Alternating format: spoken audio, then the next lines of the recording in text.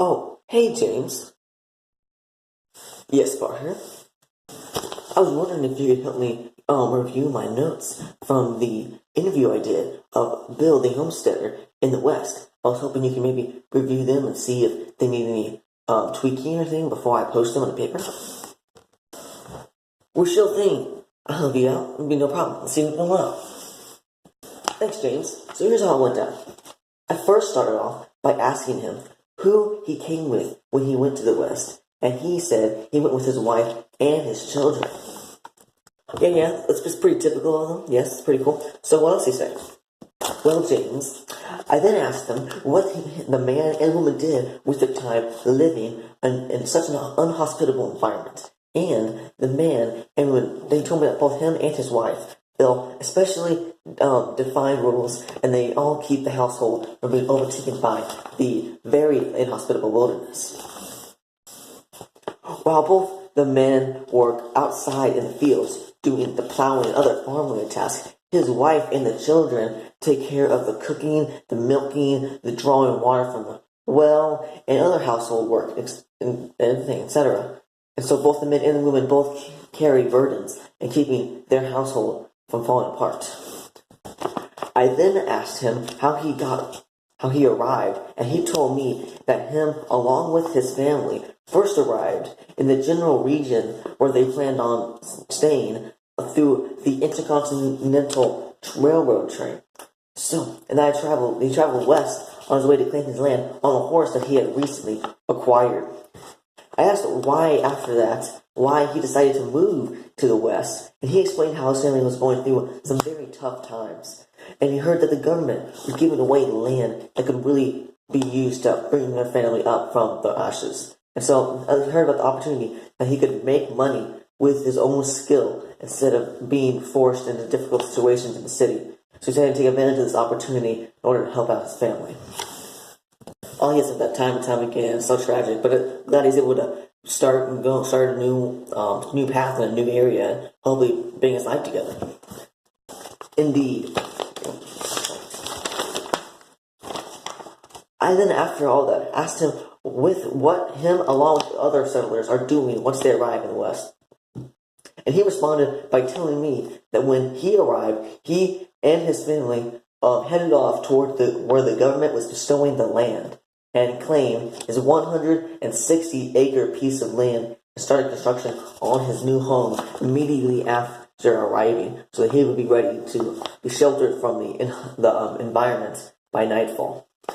I then asked him what he primarily grew on his farm, because I knew that would be of particular interest in the paper, and he said that he, in fact, mainly grew corn and wheat and potatoes, and that his wife also tended to several small gardens that they needed for vegetables and other things to supplement the wheat and grain and stuff. And then they also had several cows that they had, which they used for milking and for meat when the time came. So overall, a pretty typical production. How does he feel about the fact of all the competition and those same types of product that he's selling? Oh yes, I asked him that, and he said that the prices were going lower and lower because of it, and that he was having to expand his farmland and his amount of product he was shipping out because of how the prices were lowering, and how he needed to keep being competitive in the way the current market was. Typical. So what else did he ask him?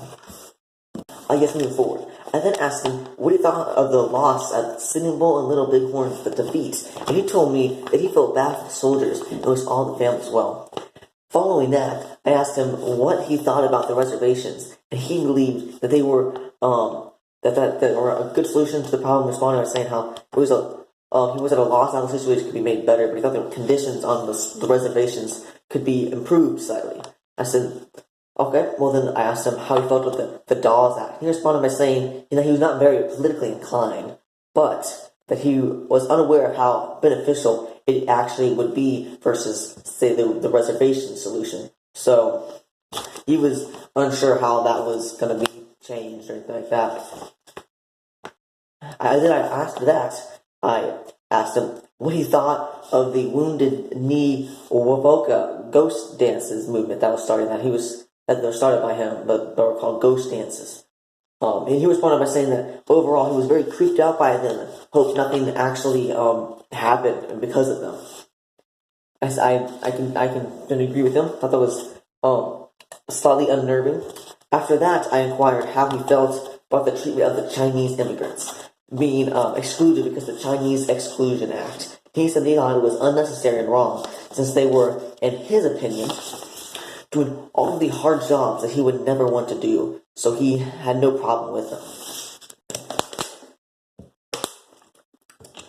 Oh, I see, so he's pretty on there. That's good. It's compassionate. Okay, so what else did you ask him?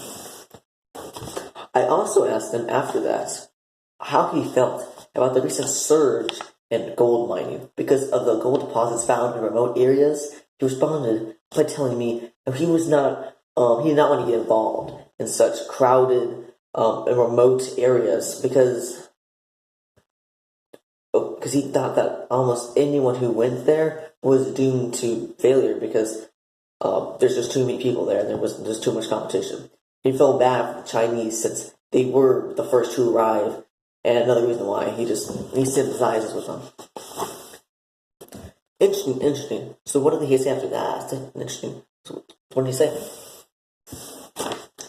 After that, I questioned him on what he thought of the Sioux uprising that happened a little bit ago. He responded that he was just glad that he was not in the area when it happened because he heard it was very violent and just didn't want to get involved in that.